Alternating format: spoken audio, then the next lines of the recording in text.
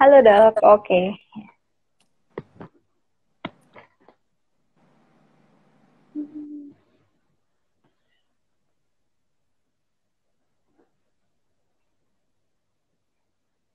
Oke, malam Dokter Dimas.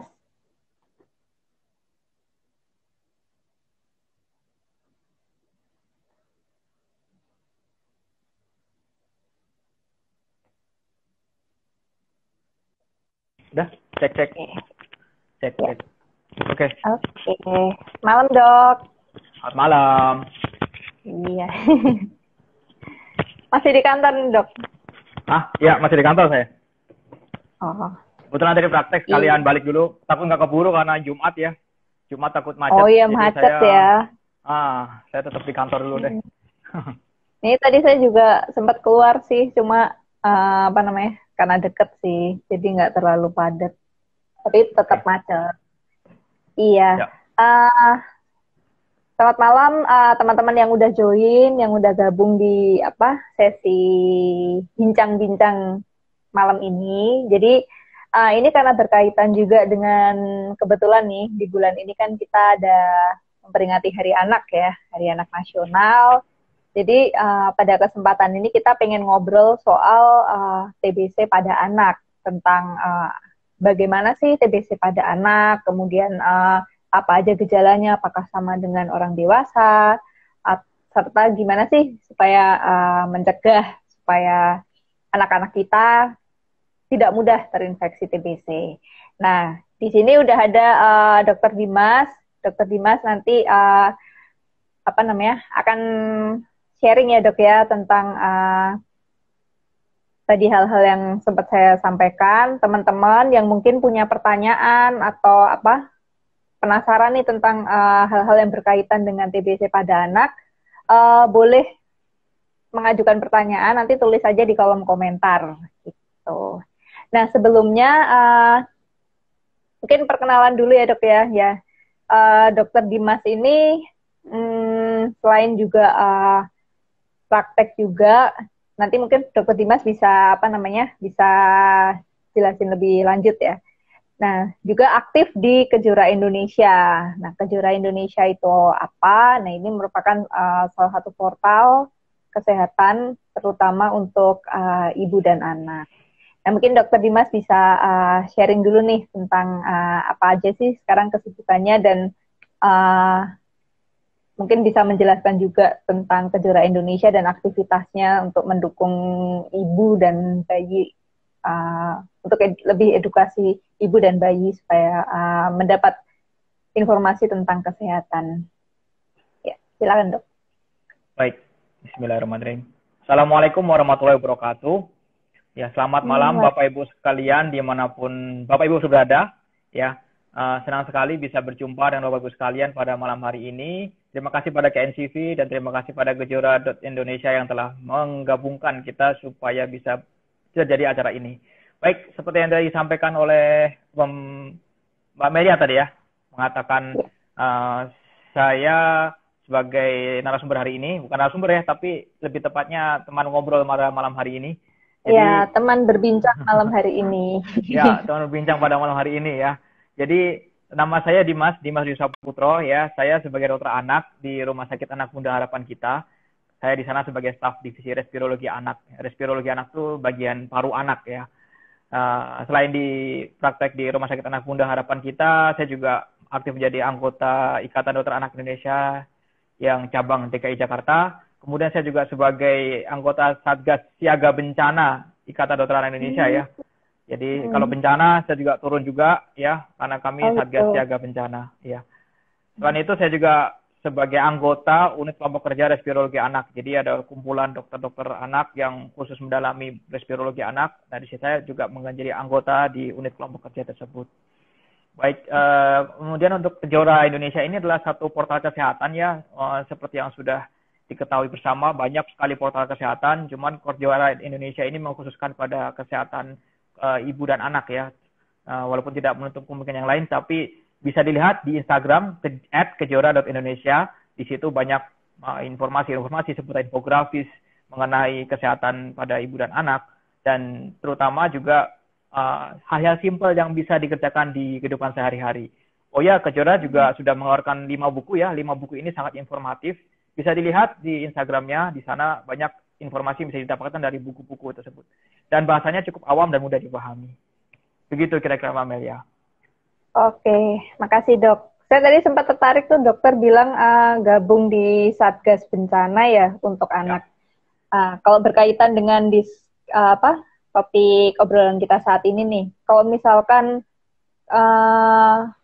di situasi bencana nih, otomatis kan mungkin banyak dari keluarga harus mengungsi ya, harus mengungsi. Kemudian itu biasa gimana sih dok untuk kesehatan anak? Karena pasti dari segi asupan gizi mereka juga tidak terlalu diperhatikan dengan baik ya. Dan di sisi lain ketika kita berbicara tentang TBC,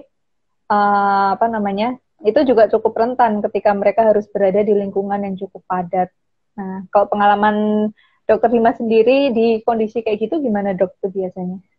Ya, pengalaman kami dalam menangani bencana itu jadi faktor pemikiran kami juga. Kenapa? Karena satu bencana itu semua orang pasti akan mengungsi. Dan ketika mengungsi itu kita tidak bisa membedakan dia orang sakit TBC, dia bukan sakit pasien TBC. Jadi sangat krusial. Kenapa? Karena kalau sudah berkumpul di satu tempat, maka akan berisiko penularan TBC itu.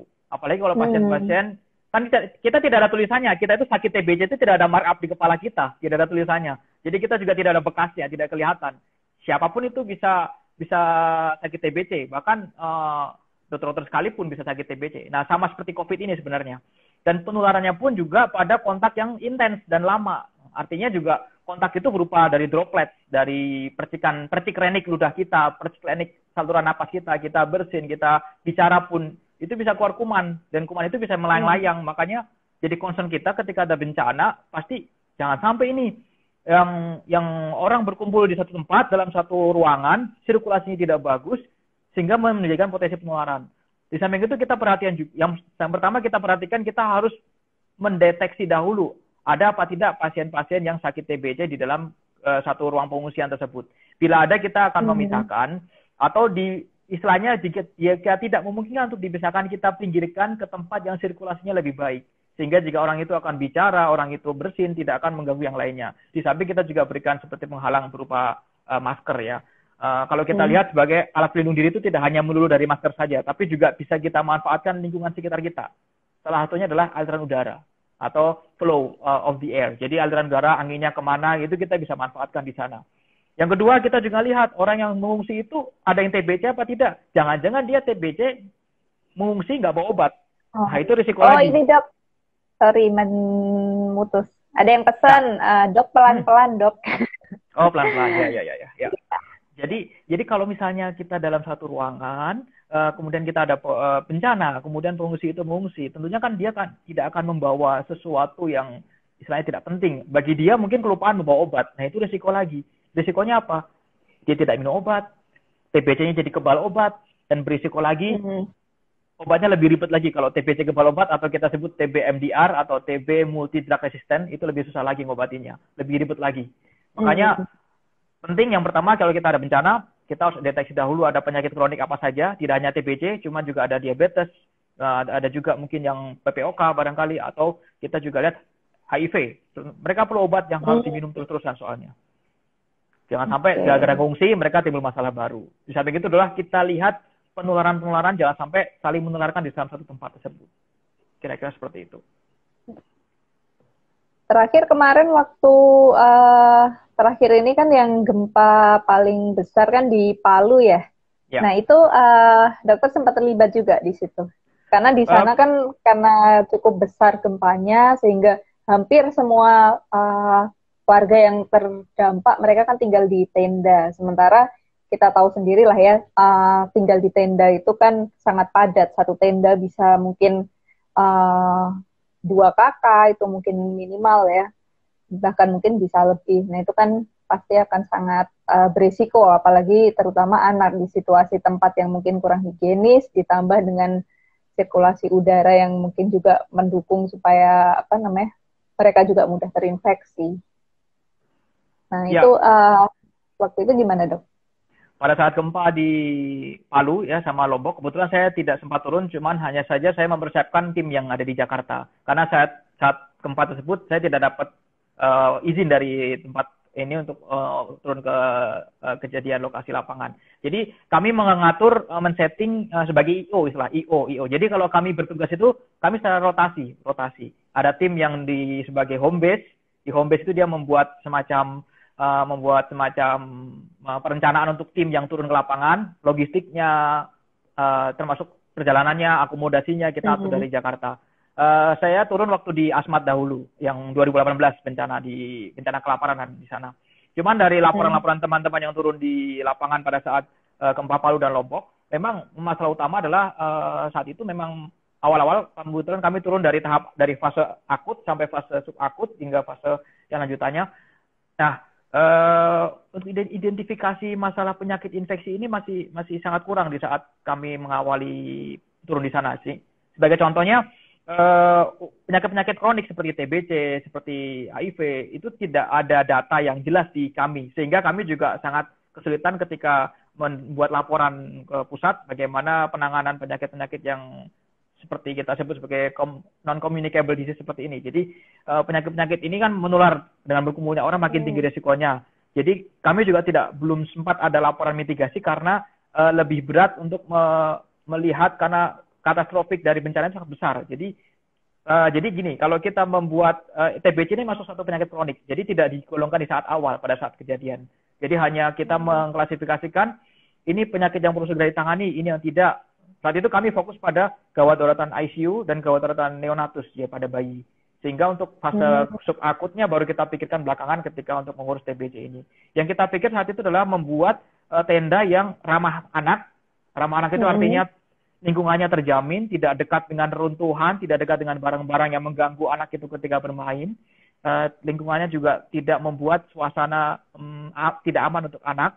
Dalam artian tidak aman secara nyata seperti human trafficking, pelecehan pada anak. Selain itu kita juga melengkapi anak biar supaya aman dari penyakit infeksi seperti tadi, sirkulasi udara dan juga percepatan imunisasi pada masa itu. Kira-kira seperti itu. Ya, ini ada yang nanya juga nih dok. Dok, jika paru anak sudah pernah terkena TB, apakah walau sudah sembuh akan tampak bekasnya selamanya sampai dia nanti besar? Dari Kak Widi, ya, dia nanya. Ya, menarik sekali ya pertanyaannya. Jadi apakah sudah kena TBC, kemudian ada kerusakan di paru di ronsennya, apakah masih menetap pada saat masa dewasa nanti? Ya, kalau kita lihat, sebenarnya TBC itu kan penyakit yang menyerang paru. Jadi paru kita terkena infeksi, sehingga jaringan paru kita itu ada reaksi respons, namanya respons peradangan terhadap infeksi itu. Jadi kalau kuman masuk, tubuh kita itu sudah ada settingan awal akan menghambat kuman itu jangan sampai berkembang biak. Nah, masalahnya adalah pada orang yang sakit TBC, kemampuan tubuh untuk menahan kuman itu supaya tidak berkembang biak itu gagal. Sehingga kalah kumannya, kalah kekebalan kita, kumannya berkembang biak, sehingga bisa menyebar kemana-mana. Yang terjadi adalah kalahnya itu ditandai dengan kondisi di mana lokasi masuknya kuman itu membuat kerusakan di sana. Semakin luas kerusakannya, tentunya gambarannya itu akan semakin besar di ronsennya. Yang terjadi apa? Kita mengobati, memang bisa sembuh, tapi bekas akan ada. Bekas itu bisa berupa seperti kalau kita sebut sebagai cicatrix, bekas peradangan. Gambarannya sama seperti gambaran bronkiektasis bisa jadi, atau gambaran seperti bronkitis kronik bisa. Nah, itu bentuknya seperti infiltrat. Jadi seperti bercak-bercak. Nah, bercak-bercak itu seakan-akan menebal. Nah, kalau orang yang umumnya, jika kita tidak tahu riwayat pengobatan, lalu kita melihat ronsen orang itu, maka akan mengatakan ini TBC. Padahal sebenarnya bisa dikatakan itu bekas TBC. Jadi harus kita klasifikasikan dahulu dengan riwayatnya dia. Apakah ada riwayat pengobatan TBC sebelumnya. Jadi, walaupun masih ada gambaran bekas di radiologinya atau gambaran ronsennya masih ada bekasnya, itu tidak akan mengganggu kondisi pada pasien. Istilahnya tidak ada kekambuhan pada pasien. Dengan catatan satu, pengobatannya tuntas. Nah, kira-kira seperti itu. Oke. Kemudian ini dok, Kalau berbicara tentang TBC pada anak, sebenarnya kan ini ada vaksin khusus ya yang diperuntukkan untuk pencegahan infeksi TBC, yaitu BCG yang diberikan ketika anak masih kecil. Tapi kenapa sampai saat ini masih ada kondisi beberapa anak itu masih bisa dengan mudahnya terinfeksi TBC, meski mereka sudah pernah dapat vaksin BCG. Itu biasa di kondisi-kondisi seperti apa sih dok yang menyebabkan kok anak udah diberi vaksin supaya mereka mencegah terjadi terinfeksi TBC tapi kok masih kena? Ya, ini pertanyaan bagus ya. Kadang saya sering dapat pertanyaan juga. Anak saya sudah divaksin, tapi kenapa masih dapat? Halo? Halo, cek. Ya. Jadi saya sering mendapat pertanyaan dari pasien juga. Anak saya sudah divaksin BCG, ada bekasnya di sini. Tapi kenapa masih ada kena sakit TBC? Nah, sebenarnya yang terjadi adalah vaksin TBC, kita sebut BCG ya, singkatan dari Bacillus Calmette-Guerin ya. BCG ini emang satu vaksin yang untuk menghambat terinfeksinya seseorang anak dari kuman TBC ini.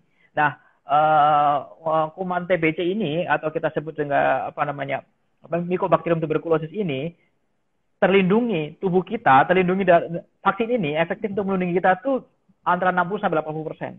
Ya, bahkan ada yang mengatakan sampai 0 sampai 80% rentang keefektifan vaksin ini. Tergantung dari kondisi tubuh anak itu juga, sama tergantung dari lingkungan sekitarnya, ada apa tidak kontaknya. Kontak TBC maksudnya. Jadi sebenarnya vaksin TBC memang tidak sepenuhnya menghambat infeksi TBC. Tetapi dengan diberikan vaksin BCG, kuman-kuman TBC itu tidak bisa menyerang ke bagian tubuh lain kita selain di paru kita. Jadi TBC yang berat itu akan bisa dihambat dengan adanya vaksin BCG itu. TBC berat apa saja? TBC ke otak, TBC ke tulang, TBC yang sifatnya miliar itu merata di seluruh paru, tidak satu sisi paru saja. Lalu TBC yang di luar paru itu bisa TBC kulit, bisa TBC di perut, bisa TBC di ginjal bahkan, itu bisa dihambat. Jadi TBC selama ini kita mengenai di paru ya. Jangan sampai TBC ini keluar dari paru. Nah, bagaimana caranya? Dengan BCG ini, maka akan membuat seseorang bisa terlindungi dari kemungkinan terjadinya TBC di luar paru. Atau TBC paru yang sangat berat. Dan sampai menimbulkan kerusakan paru yang luas. Jadi, efek proteksinya sampai 80% paling tinggi. Paling rendahnya bisa sampai 0 sampai 60%. Rentangnya seperti itu, efektivitasnya. Kira-kira seperti itu. Jadi, selain itu juga bisa berpengaruh juga di kehidupan berikutnya. Jangan-jangan anak ini juga ada ketemu dengan kontak yang orang sakit TBC. Nah, bisa juga anaknya dengan gizi buruk atau malnutrisi atau jadi gagal tumbuh.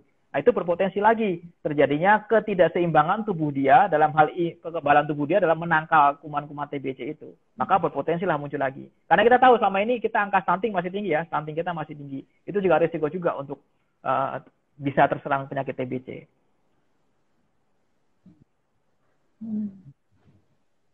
Ya, kira-kira begitu. Ada tambahan berarti berarti selain pencegahan dengan vaksin BCG itu ada beberapa faktor yang mendukung juga ya dok, termasuk asupan gizi sama ya salah satunya itu asupan gizi sama sistem kekebalan tubuh anak. Seberapa kuat sistem kekebalan tubuh anak untuk bisa melawan bakteri atau virus. Kira-kira gitu ya dok ya? Ya, kalau boleh saya sampaikan, ini sebenarnya TBC ini sebenarnya sudah lama ya, penyakitnya sudah lama, sudah dari tahun 40, sudah dari Perang Dunia, zaman Perang Dunia. Kita tahu Panglima Besar Jenderal Sudirman juga menderita TBC. Banyak tokoh-tokoh besar yang menderita sakit TBC juga. Dan kita tahu juga Bapak B.J. Habibie, mungkin lihat di filmnya ya, beliau ada TBC tulang. Nah, jadi semua orang bisa terkena TBC ini. Nah, TBC ini sejak lama memang sebenarnya sangat berbahaya. Kalau boleh saya katakan, angka kematian yang disebabkan oleh TBC itu lebih tinggi, masih lebih tinggi oleh TBC dibandingkan oleh COVID. Kalau COVID kita lihat angka kematian di Indonesia sekitar kurang lebih sekitar 8%, kalau dunia masih 5%. Tapi kalau TBC ini angka kematiannya sekitar 11%. Jadi sangat berisiko sekali kalau TBC ini terjadi, maka bisa menimbulkan kematian yang sangat tinggi. Akan tetapi mungkin karena beritanya kalah pamor ya dibanding COVID ya. Jadi TBC seakan-akan jadi teredam. Tapi sebenarnya TBC ini sangat berisiko menimbulkan kematian, di samping itu juga kecacatan. Nah, kalau kita lihat dari pola penyebaran penyakit ini, sebenarnya pola penyebaran penyakit ini sama seperti yang corona saat ini, ya. Dia ditularkan lewat udara. Kita menghirup udara yang tercemar oleh batuknya orang yang sakit TBC aktif. Jadi batuknya orang yang sakit TBC aktif itu ada kuman Mycobacterium tuberculosis. Nah, kumannya itu terhirup oleh kita. Bedanya adalah kalau corona mungkin kita ketemu sekali langsung kena bisa. Tapi kalau TBC ini kita harus berulang kali bertemu dan dalam kurun waktu yang tidak hanya satu kali saja. Bisa jadi satu hari minimal 4 jam, tapi setiap hari berlangsungnya. Atau tidak setiap hari, tapi ada sekalinya menginap 2 hari, 3 hari kita bersama-sama orang itu. Yang paling berisiko adalah jika ibunya sakit TBC, tentunya akan menularkan pada anaknya. Nah, ini yang terjadi. Bisa berpengaruh sekali kenapa TBC ini sangat banyak. Karena sekarang ini saya melihat kalau orang sakit TBC diobati, orang dewasa yang sakit TBC diobati, dia melupakan. Dokter seringkali atau teman-teman yang memberikan obat pada orang dewasa tersebut sering melupakan untuk melihat ada apa tidak anak kecil yang hidup bersama orang itu. Karena kenapa? Kalau seorang anak kecil sakit TBC, sudah pasti ada orang dewasa yang menularkan di sekitarnya. Nah, saya berbicara anak kecil yang balita ya, anak balita. Kalau ada anak balita yang sakit TBC, kita harus cari tahu dahulu. Dia pasti tertular dari orang-orang di sekitarnya. Kontak eratnya ya. Betul sekali, kontak eratnya. Makanya itu TBC susah diberantas karena itu juga. Ini kebetulan ada yang nanya hal yang serupa nih, Dok. Dari Kak Airanata, dia juga nanya, Dok, supir yang biasa ngantar anak-anak baru ketahuan dia terkena TBC, boleh minta advice-nya untuk anak-anak saya. Nah, ini mungkin yang barusan Dokter Dimas sampaikan ya. Berarti ini anak dari Kak Airanata ini dia punya kontak erat dengan supir yang setiap hari berinteraksi dengan anak-anaknya dia. Nah, dia minta advice nih, Dok. Kira-kira apa sih yang harus dia lakukan di kondisi seperti itu? Ya, ini menarik sekali ya. Ini kenyataan kita sehari-hari. Nah, kalau dulu, saya menjelaskan dulu sejak sebelum ada COVID berkembang ini agak susah menjelaskan tentang kontak erat itu seperti apa, droplet itu seperti apa. Dengan adanya COVID ini sangat-sangat terbantu sekali. Orang sedikit banyak setengah jalan sudah paham bagaimana itu mencegah penyakit yang menular lewat droplet. Sebenarnya sama prinsipnya seperti kita membaca di media sosial bagaimana mencegah penularan COVID itu. Yang pertama, kalau dia seorang driver, tentunya sangat berisiko sekali pada anak-anak yang diantar setiap hari itu. Yang pertama kita lakukan adalah kita yakinkan dulu driver itu benar sakit TBC apa tidak. Tentunya dia harus diperiksa dulu dahaknya. Jika biasanya dokter akan memeriksa dahak dahulu dan juga ronsen pada orang tersebut. Tentunya sebelum memulai periksaan ronsen dan dahak, dia akan bertanya dulu keluhan TBC apa saja. Pada orang dewasa biasanya dikenal sebagai batuk, bukan batuk biasa ya, batuknya terus-terusan, cenderung kering, kemudian orangnya sering keringat malam, bertambah kurus, bahkan kadang-kala disertai batuk dengan batuk darah, atau juga seringkali orangnya kelihatan seperti lesu sekali. Nah, itu tentunya harus jadi pemikiran utama kita untuk memeriksakan jangan-jangan di sekitar kita ini ada TBC. Jadi drivernya diperiksa dahak, diperiksa ronsen dengan dicatat keluhannya. Jika ada keluhannya tadi sudah tercatat, kemudian dari pemeriksaan radiologi atau ronsennya terdapat gambaran TBC dan juga pada dahaknya ada gambaran ditemukan kuman positif periksa dahaknya itu, maka sudah pasti kita sebut sebagai kasus konfirmasi atau sebagai confirm TB. Nah, kalau confirm TB dia harus diberikan pengobatan sampai 6 bulan. Nah, berbahayanya adalah selama 6 bulan pengobatan, ada masa di mana kita sebut fase intensif. Fase intensif itu di mana dia masih menularkan. Itu terjadi 2 bulan awal pengobatan. Orang dewasa 2 bulan awal pengobatan TBC itu sangat menularkan. Jadi pada saat itu orang tersebut harus istilahnya kita asingkan dahulu, atau kalau tidak biasanya kita menyarankan untuk dicutikan dahulu selama 2 bulan awal ini. Tujuannya apa? Karena pada masa 2 bulan awal pengobatan ini adalah fase-fase di mana kita harus membuat yang dahaknya semula positif TBC menjadi negatif TBC. Jadi fase awal pengobatan 2 bulan itu menentukan sekali apakah dia diteruskan dengan pengobatan ini, apakah dia harus dilanjutkan pengobatan dengan kategori yang lain. Nah, makanya pada saat 2 bulan awal, jika kita melihat seperti ini, driver kita misalnya 2 bulan awal harus kita cutikan dulu, anak-anak yang sudah berkontak dengan dia harus kita periksa. Kita periksa apa anak-anak ini? kita periksakan anak-anak ini apakah sudah kemasukan kuman TBC atau belum.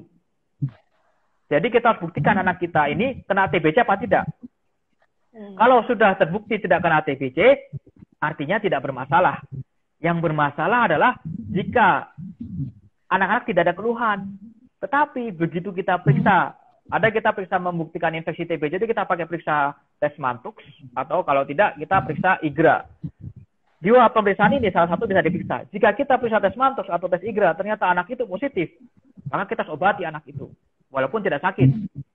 Dengan catatan, kalau anak itu usia di bawah 5 tahun. Tapi kalau dari 5 tahun, umumnya kita hanya melihat kondisi perkembangan klinisnya. Kita tidak perlu obati, tapi kita lihat perkembangan klinisnya. Jadi syaratnya adalah yang pertama, tentukan dulu drivernya itu TBC atau bukan. Jika sudah confirm TBC, misalnya fase awal, cutikan dahulu. Yang kedua, kita periksa anak-anak kita yang sudah berkontak. Siapapun yang berkontak kita harus periksa, termasuk diri kita. Kalau orang dewasa tetap perlu ronsen radiologi, ronsen torak atau radiologi di ronsen dadanya. Kemudian kalau anak-anak, selain itu juga periksa dahaknya untuk orang dewasa. Jika anak-anak, kita bisa ronsen dadanya juga, kita bisa periksa tes Mantoux atau tes IGRA untuk membuktikan apakah anak kita sudah terinfeksi atau tidak. Nah, kira-kira seperti itu untuk ininya. Berarti yang terakhir Dokter Dimas tadi jelaskan itu kan kondisi anak yang berpotensi terinfeksi TBC, tapi TBC-nya belum aktif ya dok ya? Iya. Ya, nah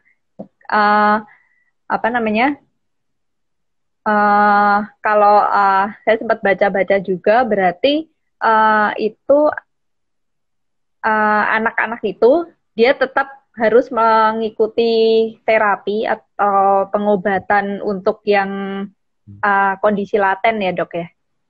Nah itu ada nggak dok bedanya dengan yang anak-anak yang udah positif terinfeksi TBC? Pengobatannya gimana dok? Ya, ini yang TBC laten ya? Ya, apakah sama atau berbeda? Jadi kalau tadi kita lihat dengan ilustrasi kasus yang tadi disampaikan, kita sebut TBC aktif kalau gejalanya ada. Ya. Dan di samping itu ada bukti infeksinya. Dan kita temukan di dahak orang tersebut ada kumannya. Nah, jika itu ada, artinya kita sudah mengatakan itu TBC aktif. Kalau TBC laten, kumannya sudah masuk ke dalam tubuh anak tersebut. Tetapi imun anak itu cukup kuat, sehingga kuman tersebut dihambat jangan sampai berkembang kemana-mana. Sehingga tidak ada keluhan, anaknya tidak mengalami keluhan TBC. Keluhan klasik TBC anak itu paling sering adalah berat badan tidak naik-naik, kemudian batuk lama sampai 2 minggu lebih, sudah diobatin dengan apapun juga tidak sembuh-sembuh, lalu demam lama sampai 2 minggu lebih, demam terus, sumeng-sumeng, demam ringan, jadi sudah diobatin, dicari apapun sebabnya tidak ketemu. Nah, biasanya juga ada tambahannya, anak-anak tampak lesu, nggak bergairah untuk bermain. Kita tahu anak itu sudah kodratnya untuk bermain ceria ke sana kemari, tapi dia tidak sama sekali tidak aktivitasnya dengan lesu. Jika ada 3 gejala tadi ditambah anak lesu tadi, itu masuk gejala untuk TBC. Nah, itu yang membedakan. TBC laten adalah dia kumannya masuk, tapi tubuhnya imunnya bagus sehingga tidak timbul keluhan. Nah, yang diobati apanya? Sama sekali ya? Ya, betul. Tergantung usianya. Kalau usianya di bawah 5 tahun, karena imunnya belum sempurna, imunitasnya, dikhawatirkan TBC yang diredam oleh imunnya tadi, suatu saat bisa istilahnya meledak, sehingga tubuhnya bisa muncul gejalanya. Maka untuk meredakan gejala tersebut, maka untuk mencegah jangan sampai itu terjadi, diberikannya pengobatan pencegahan.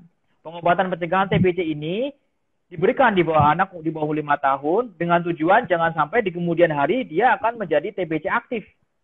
TBC aktif tadi kita lihat ada gejalanya, ada bukti infeksinya, ada bukti kumannya. Nah, untuk mencegah itu terjadi diberikanlah obat pencegahan ini. Obat pencegahan ini tentunya berbeda. Kalau TBC aktif pada orang dewasa diberikan 4 macam obat. Tapi kalau TBC anak yang aktif diberikan 3 macam obat. Ini TBC original ya, TBC original. Nah, kalau misalnya TB laten, kita berikan 1 macam obat saja, yaitu obatnya sebenarnya beragam obatnya macam-macam ya, tapi di Indonesia ini menganut pemberian pengobatan seberikan obat satu macam obat atau dua macam obat, yaitu INH atau INH dari rifampicin, itu saja. Jadi bedanya di situ jumlah obat yang diberikan. Oke. Kalau kita ngobrolin soal obat nih, kan efek samping dari obat TBC itu kan cukup beragam ya. Karena kadang orang dewasa sendiri pun punya efek samping yang beragam juga. Nah, ini kebetulan ada yang nanya nih dari Kak Nurdin. Dia bertanya bahwa kadang orang tua itu nggak setuju kalau anaknya diberikan PPINH. Nah, itu gimana, Dok? Nah, ditambah lagi yang TBC laten ini juga ketika anak yang memang nggak ada gejala, orang tua mungkin cenderung akan bilang, loh anak saya nggak sakit kok, nggak ada gejala TBC, ngapain harus minum obat? Nah, biasa gimana dok untuk ngatasin hal-hal yang seperti itu? Nah, ini kenyataan, kasus nyata, banyak juga kejadian seperti ini. Jadi, anak saya nggak sakit, tapi kenapa dikasih obat? Dan lama lagi minum obatnya. Ada 6 bulan, ada sampai 3 bulan, ya. Lama, dan tiap hari dikasih minum obatnya. Sebenarnya jawabannya adalah, ya, sebenarnya yang kita inginkan adalah jangan sampai ini anak memang sudah kemasukan kuman, tapi tubuhnya cukup kuat. Jangan sampai kuman ini bisa meledak sehingga menyebar di seluruh tubuhnya, sehingga tubuhnya bisa sakit. Agar supaya tidak meledak menyebar itu, maka kita berikan pengobatan ini. Tujuannya untuk mencegah dari TBC laten menjadi TBC aktif. Nah, sebenarnya ini juga yang terjadi kenapa kasus TBC nggak kelar-kelar di negara kita. Karena jika seorang anak TB laten tidak diobati dengan obat pencegahan, anak ini akan berkembang menjadi dewasa yang menyimpan TBC. Ibaratnya kita nabung orang yang sakit TBC. Kalau tidak diobati sejak awal, tidak dicegah sejak awal, begitu dia besar, dia akan menjadi TBC aktif dan dia bisa menularkan ke yang lain. Sebagai contoh, misalnya tahun sekarang 2020 ada seorang anak seperti tadi berkontak dengan kakeknya atau neneknya yang sakit TBC. Anaknya dites mantuk, ternyata dia positif, tapi tidak ada gejala. Ini anak kebetulan perempuan. Kalau tidak diobati sejak awal, begitu gadis dia akan menyimpan TBC. Anak gadis dengan TBC dalam tubuhnya. Begitu dia hamil, begitu dia agak besar, lalu kemudian remaja, TBC-nya aktif, lalu dia sakit. Saat remaja, dia kemudian berkembang menjadi dewasa muda hingga menjadi dewasa dan sakit TBC di situ. Lalu dia akan hamil. Nah, ibu yang hamil dengan TBC akan menularkan TBC pada anaknya. Lahirlah anak yang dengan TBC, bayi dengan TBC. Bayi dengan TBC itu ciri khasnya sangat jelas. Anaknya lahir nggak bagus, berat badannya kurang, sudah pasti di bawah 2.500. Sudah pasti lahir dengan bayi dengan kondisi dengan penyakit. Bayinya sesak. Begitu lahir sesak pasti akan jadi masalah. Tentu dirawat. Akhirnya itu anak masuk ICU bayi, kemudian dirawat dengan penyakitnya bawaan tersebut. Maka itu akan terus berputar nantinya. Anak ini akan berkembang dengan potensi TBC lagi. Awalnya dari mana? Dari bayi yang semula TB laten tapi tidak kita cegah. Dia akan berkembang jadi dewasa muda jadi ibu muda melahirkan bayi yang TBC akan berkembang lagi. Makanya kita tidak akan habis TBC di negara kita kalau kita tidak mencegah dari awal. Nah, solusinya adalah jika ada seorang anak yang tadi terduga TBC laten, harus diberikan pengobatan pencegahan, atau kalau tidak dia akan berkembang menjadi TBC aktif, sehingga seolah kita menabung kasus TBC 10 tahun, 15 tahun, 20 tahun setelahnya. Jadi ibaratnya ini ya dok ya, mencegah itu lebih baik daripada mengobati ya. Betul sekali. Iya. Ini ada yang nanya dok, resiko bayi ASI tertular dengan ibu yang melakukan pengobatan TBC. Maksudnya gimana nih? Risiko bayi ASI tertular dengan ibu pengobatan TBC. Mungkin ini kali ya, ada dua maksud yang saya tangkap di sini. Yang pertama, jika ibunya minum obat TBC, apakah obat atau yang kedua, jika ibu menyusui, apakah ibu TBC boleh menyusui? Oke. Nah, kalau dua kondisi dua kondisi itu gimana, Dok? Nah, kondisi pertama, tadi ya saya sampaikan ya, jika seorang ibu TBC, lalu kemudian dia ingin menyusui anaknya, boleh apa tidak? Boleh menyusui, tapi dengan catatan, ibunya harus pakai masker. Ibunya harus pakai masker. Tapi saran saya, jika ibunya tidak bisa menjaga dirinya dengan baik menggunakan masker, saran saya adalah diperah ASI-nya. Kita gunakan ASI perah. ASI perah. Kenapa? Karena risikonya sangat tinggi sekali terjadi penularan TBC pada ibu ke anaknya. Apalagi dengan jika ibunya suka lupa, suka bersin begitu saja, suka bicara begitu saja, tanpa menutup menggunakan masker, suka sering lupa menggunakan masker, tentunya itu akan berisiko buat bayinya. Saran saya, jika ibu boleh menyusui, tapi jika ibu tidak bisa menjamin dia harus pakai masker terusan, dia sering buka tutup maskernya, maka mau tidak mau bayinya harus diberikan dengan ASI perah. Yang kedua, jika seorang ibu minum obat TBC, memang akan sedikit banyak keluar di ASI-nya, tetapi itu tidak memberikan efek pada bayinya. Tidak. Yang namanya obat itu namanya ada obat efek terapi. Nah, efek terapi itu dicapai dengan dosis tertentu. Nah, jika ibu minum obat TBC, mungkin akan keluar dari ASI-nya, tapi itu tidak sampai pada efek terapi itu. Tidak pada sampai obat yang berdosis tadi. Sehingga tidak berbahaya, tidak masalah. Ibunya memberikan ASI, walaupun dia minum obat TBC. Dan demikian juga pada ibu yang lagi minum obat TBC, menurut saya sendiri lebih menganut ya, kalau ibu masih dalam fase intensif itu artinya 2 bulan awal, saya lebih cenderung untuk membuat ASI perah dahulu. Karena kenapa? Saya tidak bisa menjamin ibu itu akan istilahnya risiko paparan kontaknya sangat tinggi. Dan itu sangat berbahaya untuk bayi itu. Makanya saya lebih cenderung, jika masih ibunya minum obat fase awal atau fase intensif, saya cenderung untuk diberikan ASI perah. Tetapi jika sudah masuk fase lanjutan, saya bisa melepas dengan catatan ibunya masih tetap pakai masker, ibunya bisa menyusui. Kira-kira seperti itu. Oke, karena poinnya adalah yang saya tangkap dari tadi penjelasan Dr. Dimas, berarti penularan TBC itu nggak berkaitan sama sekali dengan ini ya, untuk ibu menyusui ya. ASI nggak menularkan. Berbeda dengan kalau mungkin orang tuanya HIV. Nah, ya. Tapi mungkin bisa menularkan apabila mungkin ketika menyusui ibunya mungkin lagi bersin atau batuk sehingga dropletnya mungkin terkena ke si bayi. Mungkin maksudnya gitu ya, Dok ya? Ya, betul. Ini ada yang nanya juga, penyakit TBC dapat menular melalui apa saja? Tadi udah dijelaskan ya, melalui udara ketika batuk tidak ditutup, sehingga tadi Dr. Dimas juga sempat jelasin pentingnya menggunakan masker. Ya, tapi mungkin ada pembelajaran juga dari COVID ini ya, Dok ya. Jadi hampir semua orang sekarang udah aware untuk pentingnya memakai masker. Ya betul, itu sangat aware, sangat membantu sekali. Dahulu kalau saya lihat, saya kebetulan mulai aktif di TB itu sejak 2016. Saya melihat susahnya membuat edukasi ke orang-orang untuk menggunakan masker jika dia batuk. Karena kita nggak tahu.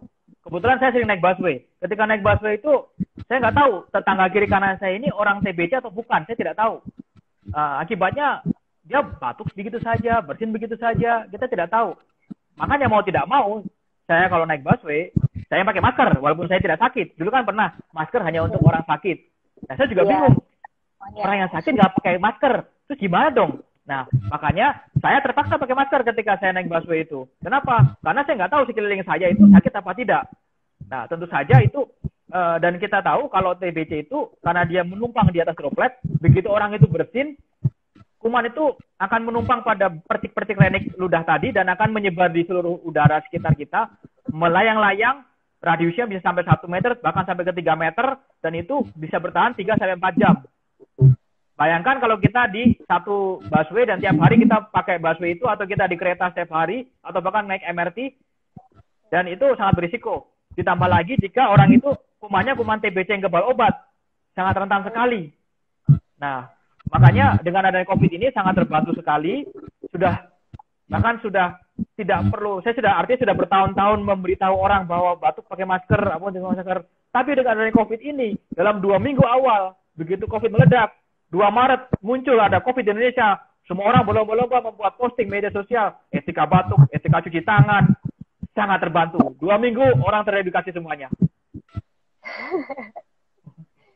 Ya, Itu berarti ada salah satu berkah di situasi pandemi ya dok ya, orang jadi secara nggak langsung teredukasi bahwa masker itu sebegitu pentingnya untuk menjaga diri kita, juga menjaga orang di sekeliling kita ya dok. Ya betul sekali, bahkan orang sekarang sampai ada itu ya, kalau dulu orang hanya orang rumah sakit yang membuat gerakan cuci tangan joget-joget. Sekarang orang di TikTok semuanya sudah pakai cara etika batuk tutup seperti ini, cuci tangan, semua sudah ada. Orang sudah mengerti bagaimana caranya cuci tangan yang bagus seperti apa, menutup mulut saat batuk seperti apa. Orang sudah paham, bahkan sampai TikToknya sangat banyak. Kita bisa lihat satu persatu di sana. Sekarang kalau ada orang batuk di sekeliling kita, malah kadang kalau dia nggak ditutupin, orang lain malah yang marah ya dok sekarang. Betul sekali, sangat sungkan. Orang jadi sungkan untuk batuk. Bahkan orang sekarang kalau orang keluar rumah tidak pakai masker, itu akan merasa canggung sekarang ini. Merasa canggung dan dia akan merasa akan dibuat seolah-olah terintimidasi gitu ya. Oh, nggak pakai masker, jangan-jangan saya menularkan COVID, menularkan apa. Tapi dengan pandemi ini, itu berkah di balik semua ini memang. Orang sudah jadi rajin cuci tangan, orang sudah membawa botol minum sendiri, membawa tempat alat ibadah sendiri. Ya, itu berkah di balik musibah ya. Ya, sebenarnya kita belajar juga lah dari gimana sih penanganan COVID saat ini. Kemudian ini dok dari Kak Sri Yulindawati. Dok, kalau anak umur 2 tahun itu penderita TBC, apa bisa menularkan ke orang lain? Terus apa cuma dengan hasil foto foto ronsen ya maksudnya ya, bisa dikatakan dia TBC? Nah, ini menarik ini, bagaimana mengatakan TBC pada seorang anak. Ya, ada 2 poin yang saya tangkap ya. 1, apakah TBC anak itu menularkan? 2, apakah bagaimana cara mengatakan seorang anak itu TBC atau bukan. Yang pertama, dikatakan menular kalau pada anak itu keluar dahaknya, keluar kumannya. Itu menularkan. Tapi kalau misalnya umumnya TBC anak-anak itu kumannya sedikit dan di dahaknya tidak ada. Karena kenapa? Kumannya sudah masuk dalam tubuhnya dan itu sampai ke cabang alveoli atau cabang paru yang paling jauh. Dan itu jauh dari untuk dibatukan juga nggak akan keluar dia. Keuntungannya adalah anak tidak menularkan batuknya, tidak menularkan kumannya, dan itu sangat jarang terjadi penularan batuk dari anak ke anak. Jadi TBC bisa saya katakan, penularan TBC anak ke anak sangat jarang. Kecuali kalau dalam dahak anak itu memang ada kumannya. Yang kedua, di ronsennya sangat luas gambaran kerusakan parunya. Nah, yang ketiga, anak yang menularkan TBC adalah anak-anak yang biasanya di atas usia remaja ya, usia 12 tahun ke atas. Itu sudah mulai menularkan TBC. Kenapa? Karena di dahaknya sudah ketemu kumannya. TBC-nya sudah seperti TBC orang dewasa. Jadi kalau anak sakit TBC, dia tidak akan menularkan yang lain. Sangat jarang menularkan yang lain kecuali tadi hal-hal tadi. Makanya, bila ada seorang anak yang sakit TBC, harus dicari dari mana asalnya ini. Bisa jadi orang-orang di sekitarnya, terutama orang dewasa yang di sekitarnya.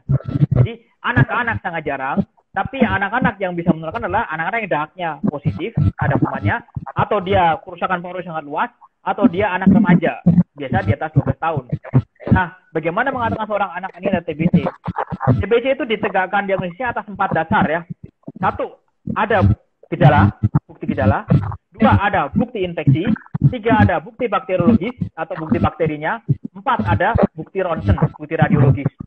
Dari gejala, sudah pasti tadi saya bilang, berat badan tidak naik-naik. Dengan catatan sudah diberikan gizi yang optimal, nggak naik-naik. Kemudian demam lama, 2 minggu lebih demamnya. Biasanya demamnya ringan, sumung-sumung, hangat-hangat.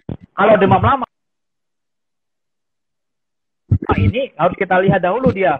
Demam lamanya ini sudah cari-cari dahulu. Kalau sudah cari dahulu, sudah tidak ketemu, maka sudah bisa katakan ini demam lama. Lalu kemudian yang ketiga adalah batuk lama. Batuknya sudah dicari-cari tahu. Batuk lebih dari 2 minggu. Sudah diobatin semuanya, dikasih antibiotik, kemudian dicari ke arah asma, ternyata tidak ada, artinya memang ada gejalanya.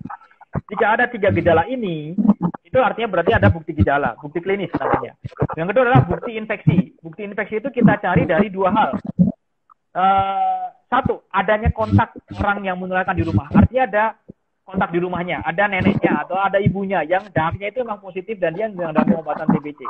Yang kedua adalah bukti infeksi dari yang kita buktikan dengan tes tuberkulin atau tes mantus. Yang biasanya di puskesmas kita mengadakan tes itu disuntik di sebelah sini, terus dilihat disuntik di sebelah sini, kemudian dilihat 2 hari kemudian. Nah, itu tes mantuk namanya. bisa juga sekarang kita berkembang namanya tes IGRA, interferon gamma release assay. Itu cek darah, lebih mahal daripada tes mantuk. Yang ketiga adalah bukti bakteriologis. Bukti bakteriologis ini artinya kita mencari kuman. Ada kumannya, ketemu kumannya. Bagaimana cara periksanya? Kita periksa dahak itu. Kalau anak susah periksa dahak, anak biasanya kita lakukan namanya induksi sputum. Anaknya kita pancing dahaknya. Kita buat dia batuk. Begitu batuk, kita sedot dahaknya sehingga ketemu. Karena anak itu nggak pernah batuk. Terus kita lihat deh, anak kalau batuk gimana sih? Pasti dahaknya ditelan lagi sama dia. Tidak pernah saya nemuin anak batuk, aduh, nggak pernah saya lihat anak seperti itu ya, kecuali kalau anak besar. Anak balita tidak pernah seperti saya lihat. Nah, bagaimana solusinya? Caranya adalah anak itu kita pancing batuknya, begitu dia batuk, sebelum dia menelan dahak itu udah kita sedot duluan. Yang keempat adalah bukti ronsen. Jadi, ronsen ada gambaran ronsennya, ada gambaran infeksinya. Jadi, kalau 4 hal tadi ketemu 3 saja, sudah bisa kita katakan anak itu TBC. Kalau 1 saja, ya nggak bisa. Karena semua bagikan rangkaian puzzle. Yang nggak boleh 1 saja berdiri, nggak bisa. Harus kita gabungkan semuanya. Ya. Sebentar, saya masukin cas dulu. Handphonenya lowbat ini. Oh ya. Ya, silakan dok, lanjut aja. Berarti kalau ini si Kak Sri Yulindawati ini nanya, berarti dengan hasil Maaf, terputus suaranya. Halo ya. Berarti kalau yang ini Kak Sri Yulindawati tanyakan, berarti hasil foto ronsen aja ya. Karena dia gimana? Kalau hasil foto saja, berarti belum bisa dikatakan si anak ini terkena TBC ya, karena mungkin satu hanya satu puzzle saja dia. Oke, menjawab ya Kak ya. Ini adalah dari Kak Fancy. Halo Kak Fancy. Dok, situasi pandemi saat ini, apakah ada terduga TBC yang praktek dokter? Maksudnya datang dokter. Gimana? Selama masa pandemi, situasi pandemi saat ini, ada nggak dokter duga TBC yang datang ke praktek dokter Dimas? Kalau ada, berapa banyak dok kira-kira dalam 1 bulannya? Oh ya, ini saya melihat ya. Kalau sekarang dalam 3 bulan ini ya, terakhir ini dari bulan Maret sampai bulan Juni ini, kami melihat kunjungan untuk ke rumah sakit memang sangat menurun ya, sampai menurun sekitar 70% kurang lebihnya. Tapi untuk masalah di poli saya, kebetulan saya poli paru anak, poli respirologi, kunjungan memang turun sekitar sampai hampir hanya sepertiga saja, 60% ya, 60%, 30%, 70%. Namun dari yang tadi itu datang hanya 30% datang itu, untuk kasus TBC tetap banyak kami tetap banyak kasus TBC. Karena kenapa? Karena yang pertama, kita rumah sakit rujukan tipe A, yang mana menerima rujukan dari rumah sakit sekitar, terutama di Jakarta dan baratnya Jakarta dan sekitarnya. Dan itu datang masalah TBC sudah kompleks masalahnya, tidak hanya sekedar TBC paru. Itu kalau saya hitung kebetulan kami ada 1 hari khusus poli TBC. 1 hari khusus poli TBC kami masih pasien kami masih yang biasanya kami sekitar 25, itu masih bisa sampai 13, 14, 15 itu pasien TBC. 1 poli itu. Jadi 1 minggunya kalau kita hitung-hitung masih ada kurang lebih sekitar 15 sampai 20 pasien akan kontrol untuk TBC, baik yang kasus baru maupun kasus lama. Berarti dari jumlah kasus itu bisa dibilang menurun ya dok selama pandemi ini ya? Bukan menurun ya, tapi kalau ini sengaja kita turunkan kunjungannya. Kenapa? Karena kita berusaha mengurangi paparan anak-anak TBC ini dengan takutnya kalau dia ke rumah sakit, dia bercampur ketemu kuman, atau selama di perjalanan dari rumahnya ke rumah sakit, dia kemudian berjumpa dengan orang COVID, takutnya seperti itu. Makanya kami usahakan, kebetulan kita juga berdiskusi dan dengan ada dari Kemenkes juga membuat peraturan bahwa kita bisa memberikan pengobatan itu sampai 2 bulan ya. Jadi untuk pada masa-masa yang pasien sudah masuk fase lanjutan, kita bisa berikan 2 bulan pengobatan. Jadi dia berkunjung hanya 2 bulan saja, 2 bulan sekali. Tapi kalau fase intensif kita masih 1 bulan sekali memang. Oh ya. Jadi bukan berkurang karena jumlah pasiennya, tapi berkurang karena kunjungan kita sengaja kita kurangkan. Membatasi ini ya, interaksi ya. Kayak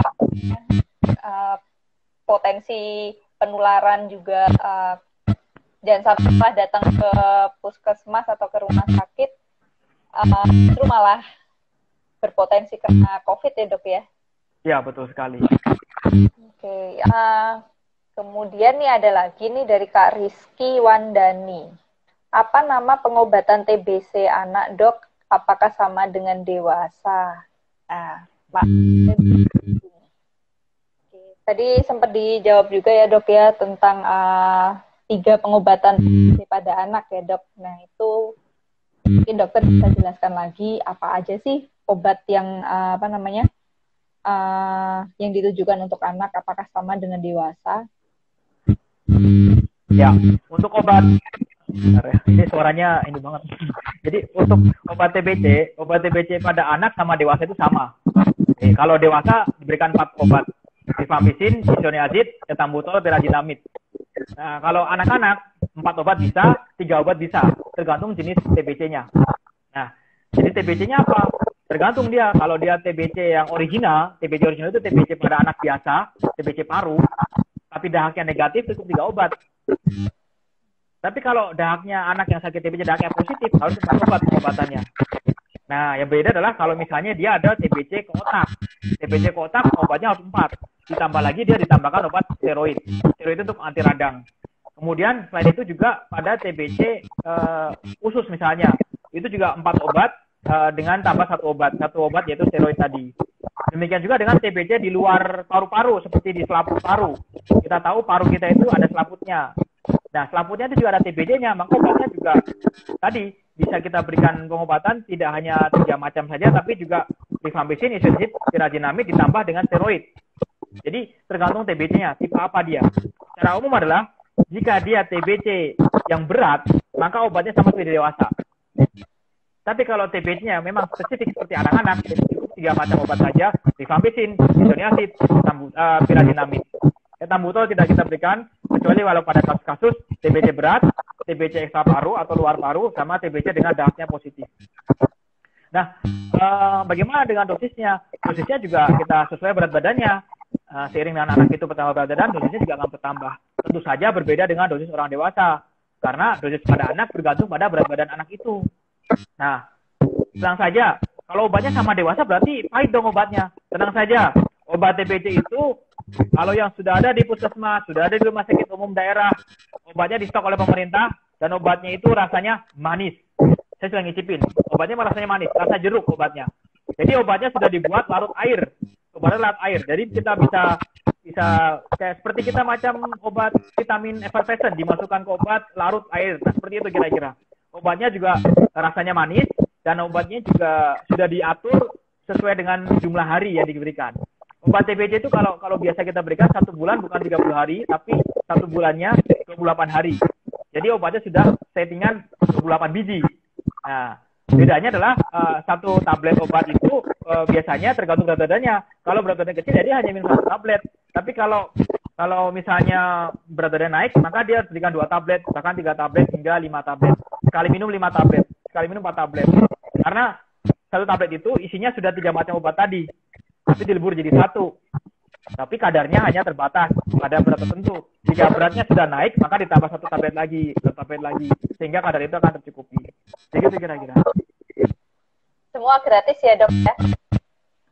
Gratis itu, gratis. Jadi kalau kita berobat yang menggunakan obat paket pemerintah, obat paket pemerintah ini sudah di stok sudah sejak lama ya, dan ini gratis dimanapun kita berada, obat itu gratis. Memang ada, dan ini obat ini ada dibuat oleh obat farmasi. Farmasi itu juga membuat versi patennya yang rasanya kurang lebih sama seperti yang dibuat khusus mas ini. Jadi untuk urusan TBC obatnya sudah bagus sekarang, tidak ada bedanya sama obat paten. Yang jelas adalah dosisnya harus tepat, minumnya harus rutin, tidak boleh belang-belang, dan dia harus rutin diminum, ditentukan seperti apa kata dokter. Tidak boleh berhenti sendiri, tidak boleh dihentikan sendiri. Ya. Oke.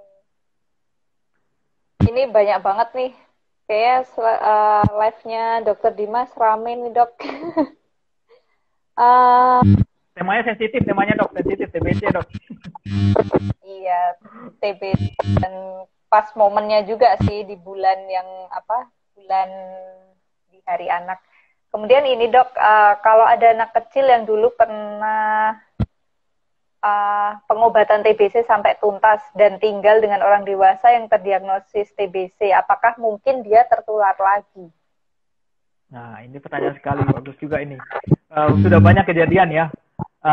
Itu tadi, sekali kita mengobati orang dewasa, kita harus cari di sekitarnya ada anak-anak apa tidak. Itu yang perlu kita sampaikan. Message-nya di situ. Jadi di dunia ini 2017 ada konferensi di dunia ini pemimpin negara berkumpul untuk membuat TBC ini enyah dari muka bumi ini. Nah, itu muncul karena kita ada, kalau kita bicara masalah tujuan kesehatan skala dunia, itu ada namanya SDG, Sustainable Developmental Goal. Salah satunya adalah eradikasi eliminasi TBC. Nah, eliminasi TBC ini akan dicapai di 2035. Nah, apa itu? Nah, eliminasi TBC adalah hanya ditemukan 1 kasus dari 1 juta penduduk. Dan kalau Indonesia saat ini, Indonesia 254 kasus per 1 juta penduduk. Bisa dibayangkan, kalau kita tidak memutus rantai ini, maka akan berkembang terus. Kita tidak akan pernah selesai TBC ini. Nah, solusinya adalah jika ada 1 orang TBC, maka harus dicari sekitarnya. Nah, bagaimana? Bila seorang anak itu dulunya sakit TBC, lingkungannya masih ada orang TBC, maka selama orang tadi aktif menularkan, kumannya ada, maka anak itu masih bisa terkena. Maka bisa relapse. Dan bahkan yang parahnya adalah jika orang dewasa tadi TBC-nya kebal obat, anak tadi bisa kena TBC yang kumannya sama seperti orang yang sekitarnya tadi. Kumannya sama. Jadi bisa ketularan, bisa jadi kuman TBC obatnya jelas berbeda dengan obat yang sensitif obat TBC. Jadi ya masih bisa kemungkinan tertular, masih bisa, karena tidak seperti kita sakit cacar. Kalau udah kena sekali, nggak akan kena selamanya. Beda seperti itu. TBC itu berkembang seiring dengan 1, kondisi gizi anak, 2, kondisi tubuh anak terkait kekebalannya, 3, lingkungan sekitarnya. Kalau lingkungan sekitarnya makin kuat, tubuhnya anak ini nggak kuat untuk menangkal, maka terjadilah infeksi lagi. Walaupun kalau anak sudah sakit TBC, tubuhnya ada antibodi untuk TBC itu. Tapi itu tidak berlaku bila paparannya semakin kuat. Jadi kira-kira. Jadi masih bisa tertular lagi ya dok. Berarti kuncinya tetap menjaga supaya anak-anak kita tetap sehat, gizi terpenuhi, kemudian lingkungan juga sehat untuk tumbuh anak juga, supaya meskipun ada orang yang terdiagnosis TBC di lingkungan itu, dia tetap terlindungi. Jadi intinya mungkin tetap kembali ke orang tua ya dok. Orang tua juga masih tetap perlu aware juga bahwa anak-anak ini selain psikis, mereka juga punya fisik yang cenderung lebih rentan untuk terpapar. Ya, kira-kira itu diskusi obrolan hari ini. Buat teman-teman yang belum dijawab, mungkin bisa komen di postingan Instagram kita. Nanti mungkin Dokter Dimas mungkin bisa bantu jawab ya dok untuk beberapa pertanyaan, karena ini banyak banget. Oke, gitu dulu teman-teman. Barangkali nanti ini aja dok, barangkali nanti buat pertanyaan, kemudian dibuat video singkat gitu aja, biar kejawab semuanya. Oh iya bisa, tapi ini agak susah sih dok kalau di live story capture-nya. Banyak ya? Iya, oke. Terima kasih banyak waktunya, terima kasih ya sharing ke Sobat TV yang udah join di malam hari ini. Sukses terus, sehat selalu buat Dr. Dimas, dan salam buat teman-teman di Kejora Indonesia. Ya, ya. Terima kasih dok. Stop TV. Kan saya hilang. Oke. Ya. Selamat malam dok. Selamat malam. Selamat malam. Ya.